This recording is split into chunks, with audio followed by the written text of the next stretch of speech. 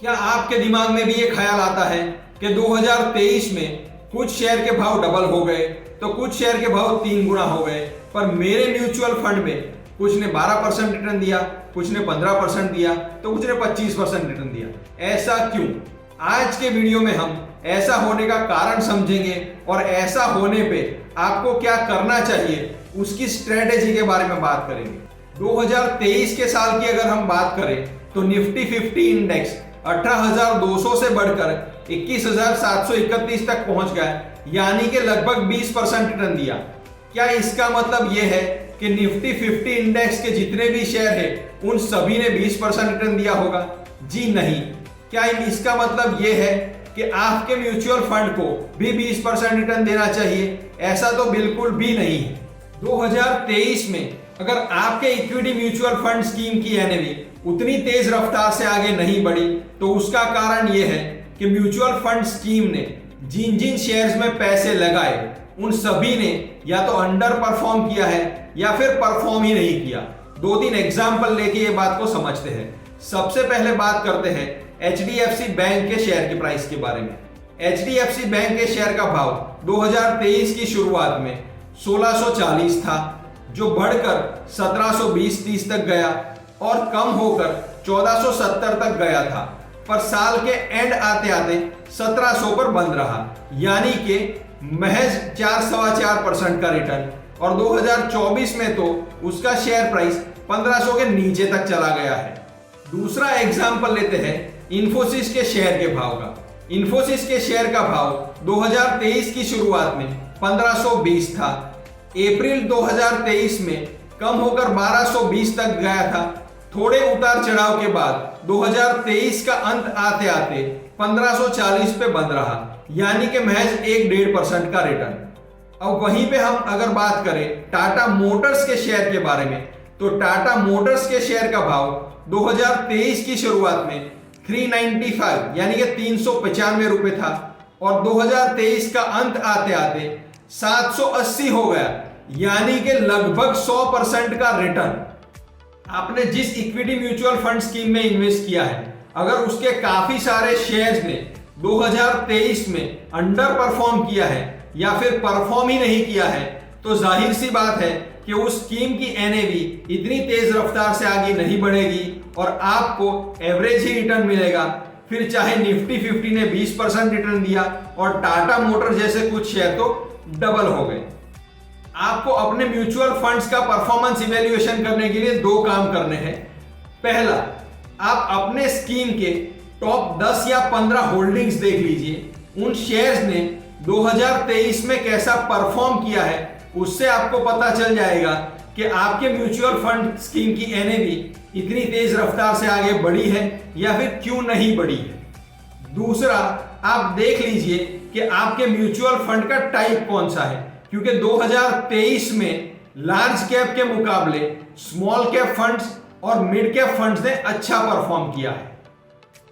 तो ये 2 काम करते ही आपके म्यूचुअल फंड का इवैल्यूएशन हो जाएगा। अब सबसे बड़ा सवाल ये आता है कि अगर आपके equity mutual fund under perform करे तो आपको करना क्या चाहिए।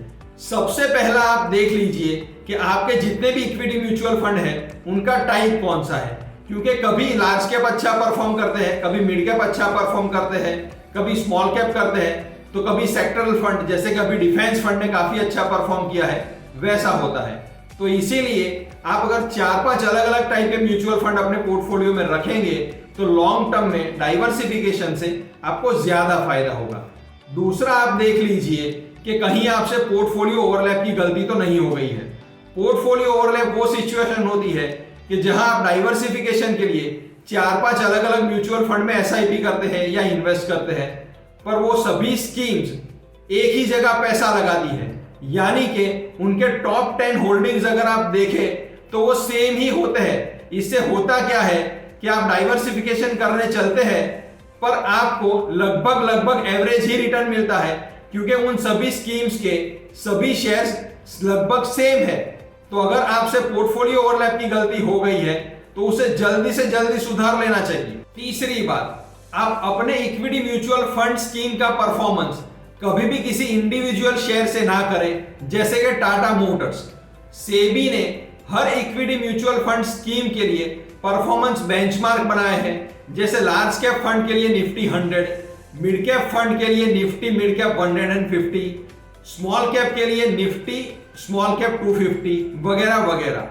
अपने इक्विटी म्यूचुअल फंड स्कीम का परफॉर्मेंस उसके बेंचमार्क से ही कंपेयर कीजिए। अगर आपकी म्यूचुअल फंड स्कीम अपने बेंचमार्क से लगातार 3 साल तक अंडर परफॉर्म करती है तो आप उसमें से एग्जिट करने के बारे में सोच सकते हैं।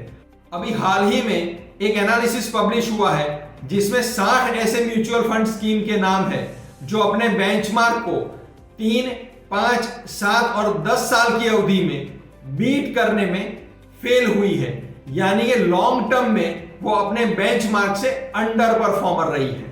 तो अगर आपकी म्यूचुअल फंड स्कीम भी ऐसी है तो आप उसमें से एग्जिट कर लीजिए।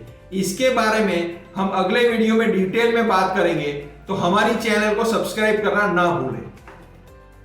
चौथी और सबसे जरूरी बात जो आपको ध्यान में रखनी है वो ये है कि दोस्तों या फिर किसी ऑनलाइन वीडियो के बहकावे में आकर आज से म्यूचुअल फंड SIP बंद, म्यूचुअल फंड बंद, मैं खुद के इन्वेस्टमेंट खुद ही करूंगा, ऐसा कोई भी पागलपन मत कीजिएगा। क्योंकि अगर आपके पास शेयर मार्केट को रोज रोज ट्रैक करने का टाइम नहीं है और स्टॉप लॉस लगाने की हिम्मत और डिसिप्लिन नहीं है तो आप पैसे कमाने के लिए निकलेंगे।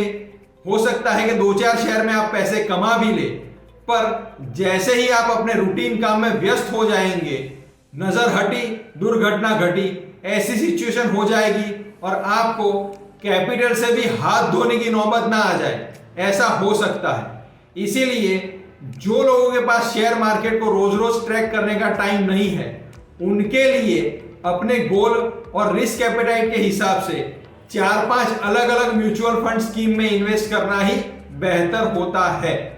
क्योंकि म्यूचुअल फंड ही एक ऐसा जरिया है जहां आप छोटी सी अमाउंट से भी बहुत सारी कंपनीज में इनडायरेक्टली इन्वेस्ट कर सकते हैं। वीडियो के अंत में मैं एक बार फिर से कहना चाहूंगा कि 2024 में अपने इक्विटी म्यूचुअल फंड के स्कीम के परफॉर्मेंस को टाटा मोटर्स जैसे किसी एक शेयर की परफॉर्मेंस के साथ कंपेयर करने की भूल ना करें। हमें विश्वास है कि इस वीडियो में दी गई हुई जानकारी आप सभी को जरूर पसंद आएगी। आपको हमारा वीडियो कैसा लगा आप हमें कमेंट सेक्शन द्वारा बता सकते हैं। अगर इन्वेस्टमेंट को लेकर आपके मन में कोई सवाल है तो वो भी आप हमें कमेंट सेक्शन द्वारा पूछ सकते हैं। और जितने भी लोग म्यूचुअल फंड में इन्वेस्ट करते हैं उन सभी लोगों तक हमारा ये वीडियो पहुंचाइए। धन्यवाद।